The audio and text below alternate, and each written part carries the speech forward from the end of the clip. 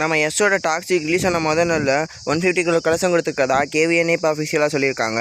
So இந்த வீடியோவில் நம்ம இந்த படம் ரிலீஸ் ஆன 2 டேஸில் எவ்வளோ கலெக்ஷன் கொடுத்துருக்கு, ப்ளஸ் இன்றைக்கி புக்கிங்ஸ் எப்படி போய்கிட்டு இருக்கணும், அதோட இன்றைக்கி பார்த்தோம்னா ஒன்ஸ் மோர் அப்பர் ஹாய்னு 2 தமிழ் படம் ரிலீஸ் ஆயிருக்கு, அதோட புக்கிங் ஸ்டேட்டஸும் எப்படி இருக்குன்னு சொல்லி இந்த வீடியோவில் இப்போ நம்ம டீட்டெயிலாக பார்க்கலாம்.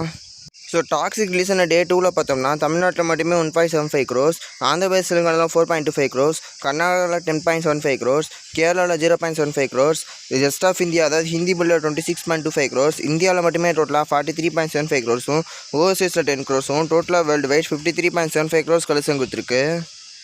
அதாவது டே 1க்கும் டே 2க்கும் சம்மந்தமே இல்லாத ஒரு கலெக்ஷன் தான் வந்திருக்கு. ஏன்னா டே 1ல் ப்ரொடக்ஷன் சைட் படி பார்த்தோம்னா 150 கோடி கலெக்ஷன் கொடுத்துருக்கு. அதை விட 100 கோடி கலெக்ஷன் பார்த்தோம்னா டே 2ல் கம்மியாக வந்திருக்கு. அதுலேயும் ஹோம் ரீஜியனான கர்நாடகாலே பார்த்தோம்னா செமையான ஒரு ட்ராப் இருக்குது. ஏன்னா டே 1ல் 30 கோடி கிட்டக்க வந்துட்டு டே 2ல் பார்த்தோம்னா 10 crore தான் வந்திருக்கு. ஆந்திர பிரதேஷ் தெலுங்கானாலையும் பார்த்தோம்னா டே 1லலாம் 20 crores கிட்டக்க வந்துச்சு, டே 2ல் 5 crores கம்மியாக தான் வந்திருக்கு. ஸோ ஒரு செமையான ட்ராப் இந்த படத்துக்கு டே 2ல் இருக்குது. ஸோ சாட்டர்டே அண்ட் சண்டே என்ன மாதிரி பெர்ஃபார்ம் பண்ண வெயிட் பண்ணி பார்ப்போம். அதுவே டோட்டலாக பார்த்தோம்னா இந்தியாவில் மட்டுமே 160 crores அதிகமான கலெக்ஷனும், ஓவர்சீஸ் 26 crores அதிகமாகும், வேர்ல்டு வைட் 190.75 crores கலெக்ஷன் இந்த படம் கொடுத்துருக்கு.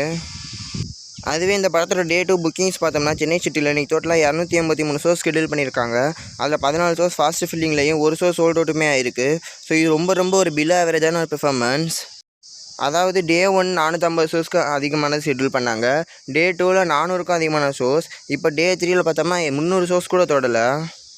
இந்த படத்தோட இந்த வீக்கெண்டுக்கு அப்புறம் வீக் டேஸ் பெர்ஃபார்மன்ஸ் எப்படி இருக்குன்னு இதை வச்சு நம்மளால் தெரிஞ்சுக்க முடியுது. ஆக்சுவலாக ஒரு படம் பார்த்தீங்கன்னா டே 1ஓட டே 2 ஷோ கவுண்ட் கம்மியாகிறது பிரச்சனை இல்லை.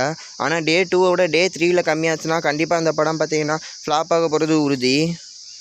அதுலேயும் இந்த மாதிரி ஹை பட்ஜெட்டில் இருக்க பெரிய படம்லாம் ஒரு செமையான ஒரு ட்ராப் ஆகிருக்கு. ஸோ என்ன ஆக போகுதுன்னு தெரியல. இந்த படத்தோட தேட்ரிக்கல் ரைட்ஸுமே 50 crores கிட்டக்க போயிருக்குன்னு தான் நியூஸ் வந்துக்கிட்டு இருக்குது. அதாவது 100 crore கலெக்ஷன் கொடுத்தே ஆகணும். ஸோ வெயிட் பண்ணி பார்ப்போம் அந்த படம் கொடுக்குதான்னு.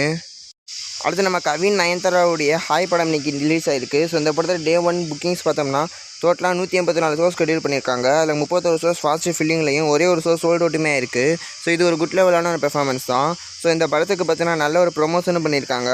மோஸ்ட்லி மூவிக்கு பாசிட்டிவ் வாங்குச்சுன்னா டே டு டே பார்த்தோம்னா கண்டிப்பாக ஷோ கவுண்ட் அப்புறம் இன்க்ரீஸ் ஆக போகுது. ஸோ வெயிட் பண்ணி பார்ப்போம் இந்த படத்துக்கு ஆடியன்ஸ் என்ன மாதிரி ரெஸ்பான்ஸ் வர போகிறாங்கன்னு. ஸோ நீங்கள் இந்த படத்தை பார்த்துட்டிங்கன்னா உங்களுக்கு என்ன எப்படி இருந்துச்சு சொல்லி கமெண்ட்டில் சொல்லுங்கள். அடுத்து நம்ம அர்ஜுன் தாஸ் அஜித் சங்கருடைய ஒன்ஸ் மோர் ரிலீஸ் ஆயிருக்கு. ஸோ இந்த படம் டே 1ல் 115 ஷோஸ் ஷெட்யூல் பண்ணியிருக்காங்க. அதில் 16 ஷோஸ் ஃபாஸ்ட் ஃபில்லிங்கில் போயிட்டு இருக்கு. ஸோ ஒரு ஷோ கூட சோல்ட் அவுட்டில் இல்லை. ஸோ இந்த படத்துக்குமே சேம் ஹாய் மாதிரி தான் ஒரு நல்ல ப்ரொமோஷன் பண்ணியிருக்காங்க.